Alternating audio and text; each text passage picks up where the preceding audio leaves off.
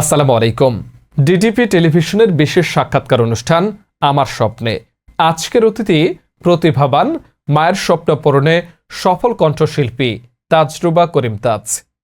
বাংলাদেশ বেতারের নিয়মিত শিল্পী ও ঢাকা সাভারের সুরলহরী সঙ্গীত একাডেমির পরিচালক রিপন মেহবুব সাহেবের হাত ধরেই গান শেখা, চর্চা, তারপর 6 থেকে 7 বছর সঙ্গীতের উপরে ডিগ্রি নিয়ে সুন্দর সুন্দর গান প্রতিভা অন্বেষণ এর মাধ্যমে রপ্ত করেন।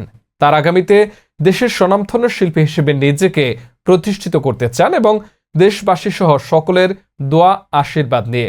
এছাড়াও তাজরুবা করিম রাষ্ট্রবিজ্ঞানে মাস্টার্স শেষ করে দেশের সুনামধন্য প্রিন্ট গণমাধ্যম দৈনিক দেশ প্রতিদিন ও প্রস্তাবিত ডিটিপি টেলিভিশনে সিইও হিসেবে কর্মরত রয়েছেন।